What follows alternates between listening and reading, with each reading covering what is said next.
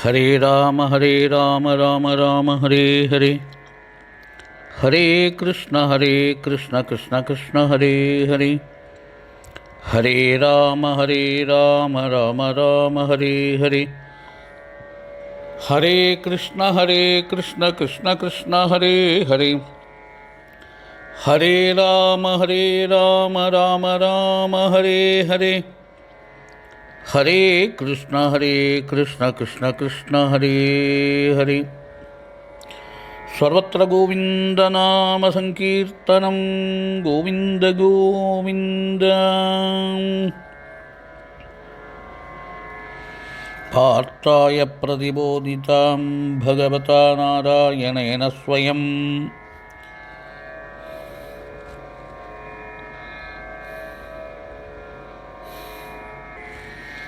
व्यासेन ग्रथितां पुराणमुनिना मध्ये महाभारतम् अद्वैतामृतवर्षिणीं भगवतीमष्टादशाध्यायिनीम् अम्ब त्वामनुसन्दधामि भगवद्गीते भवद्वेहिनीं। सर्वोपनिषदो गावो दोग्धा गोपालनन्दनः पार्थो वत्ससुधीर्भोक्ता दुग्धं गीतामृतं महत्। यं ब्रह्मा वरुणेन्द्ररुद्रमरुतस्तुन्वन्ति दिव्यैस्तवैः वेदैः साङ्गपदक्रमोपनिषदैर्गायन्ति यं सामगाः। ध्यानावस्थिततद्गतेन मनसा पश्यन्ति यं योगिनो यस्यान्तं न विदुःसुरासुरगणाः देवाय तस्मै नमः। सर्वत्र गोविन्दनामसङ्कीर्तनं गोविन्द गोविन्द।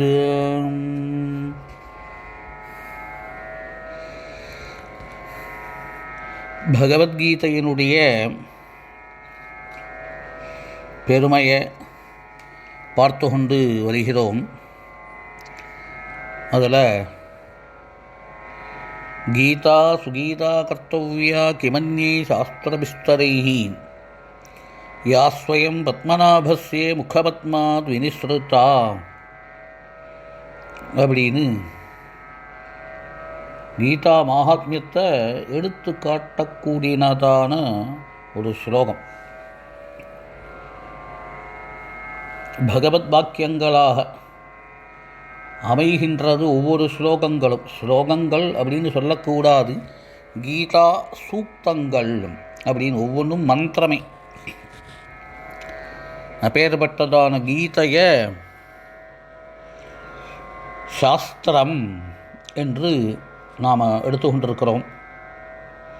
சனாதனமான தர்மத்தில் அதுவும் எல்லோருக்கும் புரியும்படி வேத விஷயங்களில் தாத்பரியம் இல்லாதவர்களையும் வழிநடத்தக்கூடியதான ஒரு தத்துவ சாஸ்திரம், தத்துவ கிரந்தம் பகவத்கீதை. இந்த பகவத்கீதையே ஒருவனுக்கு பரமார்த்த சாதனமாக அமைகின்றது. பொதுவாக சாஸ்திரம் அப்படின்னு நாம் எடுத்துட்டோமாகில் அதில் கர்மகாண்டம், ஞானகாண்டம், உபாசனா காண்டம் அப்படின்னு 3 தரப்பில் இருக்கக்கூடியதான காண்டங்களை பார்க்க முடியும். அந்த 3 தரப்பில் இருக்கக்கூடியதான காண்டங்களுடைய சாரமாக அமைகின்றது இங்கே பகவத்கீதை. முதல் 6 அத்தியாயம் கர்மத்தை குறிக்கிறது. இப்படி ஒவ்வொரு 6ஆக பகுத்து அது கர்மம், பக்தி, ஞானம் என்ற 3 விதமான விஷயத்தை குறிக்கக்கூடியது. பக்தியை உபாசனை அப்படின்னு எடுத்துக்கலாம். இந்த தத்துவசாஸ்திரங்கள் இல்லை வேதத்தினுடைய சங்கிரகம் பகவத்கீதை இதை நமக்கு காட்டி கொடுக்கிறார். இதை பார்க்கும் பொழுது 18 அத்தியாயங்களாக சொல்லக்கூடியதான பகவத்கீதை கர்ம ஷட்கம், பக்தி ஷட்கம், அதுபோல் ஞான ஷட்கம் அப்படின்னு இதை சொல்லுவார்கள். அப்போ ஒருவனுக்கு கர்மத்திலிருந்து பக்தியில் நாட்டம் ஏற்படணும். பிற்பாடு அவனுக்கு ஞானத்திலையும் அவனுக்கு விருப்பம் ஏற்பட்டு சாதனையுடைய கிரமத்தினால நாம் இந்த நிலையை அடையிறது ஊர்த்வ மூலமான ஞானம் அப்படின்னு சொல்கிறார். இதை நமக்கு பலவேறு பிரம்மசூத்திரங்கள், உபனிஷதங்கள், கீதை அப்படின்னு இருக்கக்கூடியதான பிரஸ்தான திரயத்தை பற்றி பிரம்மசூத்திர கார்த்தாவாக இருக்கக்கூடியதான வியாசர், அவரே கீதைக்கும் ஆச்சாரியனாக நமக்கு அமைகின்றார். இது ஸ்பஷ்டமாக்கக்கூடியது எது என்ன அப்படின்னா, நாம் கீதா தியானத்திலேயே சொல்லக்கூடியதான ஒரு பிரசித்த ஸ்லோகம், சர்வோபனிஷதோ காவோ தோக்தா கோபாலநந்தனஹா பார்த்தோ வத்ஸ சுதீர்போக்தா துக்தம் கீதாமிருதம் மகத்து அப்படின்னு தியான ஸ்லோகத்திலேயே ஸ்மரிப்பதுங்கிறது ஒரு வழக்கம். கீதையினுடைய ஸ்வபாவம் என்ன அப்படிங்கிறத இந்த ஸ்லோகத்திலேயே व्यक्तமாக கூறுகிறார். இது உபனிஷத்தினுடைய சாரம் என்று சொல்லப்படுகின்றது. கீதைங்கிறது உபனிஷத் அல்ல, ஆனால் அந்த உபனிஷதங்களையெல்லாம் ஒரு பசுவாக சங்கல்பம் பண்ணி அந்த பசுமாடை கறக்கக்கூடியதான நிலையில் அர்ஜுனனை பசுங்கன்றாக மாற்றி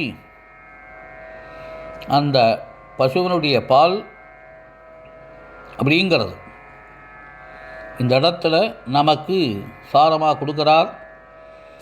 அது நமக்கு பெரிய ஆஸ்வாசமாக அமைகின்றது.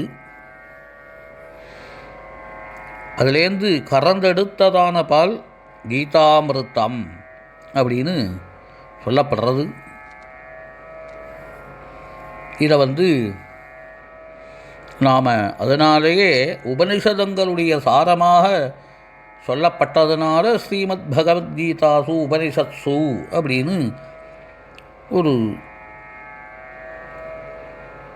ஸ்லோக வாக்கியங்களை பாராயணத்தின் பொழுது சொல்கிறது வழக்கம். ஆனால் மூல கிருதியாக இருக்கக்கூடியதான மகாபாரதத்தில் அந்த வாக்கியம் அப்படிங்கிறது நம்மளால் கண்டறிய முடியாது. உபனிஷத்துக்களோ வேத பாகங்களாக அமைகின்றது. அவைகளில் சொல்லக்கூடியதான பிரதிபாதனம் பண்ணக்கூடியதான கூடார்த்தங்கள் அவைகள் அனைத்தும் ஒருவனுக்கு அனுபூதி பிரதானமாக அமைகின்றது. அதனால் அவைகளை நாம் நம்ம பழக்க வழக்கத்தில் கொண்டு அதை தகுந்தவாறு புரிந்து நம் வாழ்க்கையில் செயல்படுத்துவதுங்கிறது அல்ப புத்திகளாக இருக்கக்கூடியதான சாதாரண ஜனங்களுக்கு, பாமர ஜனங்களுக்கு துஷ்கரம் அப்படின்னு சொல்லலாம். அதனாலேயே நம் முன்னோர்களாக இருக்கக்கூடியதான வியாசரை போன்றவர்கள் உபனிஷதங்களிலேயெல்லாம் என்னென்ன உபதேசங்கள் சாரமாக சொல்லப்பட்டுள்ளதோ அதையெல்லாம் கோர்த்து நமக்கு கீதை அப்படிங்கிறதான ஒரு கிரந்தத்தை நிர்மாணம் பண்ணி கொடுக்கிறார்.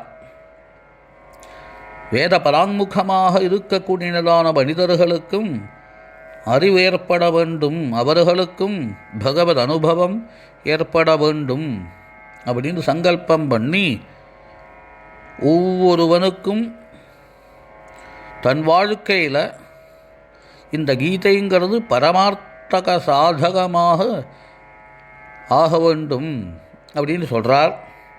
பொதுவாக பாத்தேயம் அப்படின்னு கொண்டு போகிறது வழக்கம். இது யாராவது தவறிப்போகி 12வது நாள் அந்த பிதர்ஸ்தானத்தை விசர்ஜனம் பண்ணும் பொழுது அவர்களுக்கு பாத்தேயம் அப்படின்னு கொடுக்கறது வழக்கம்.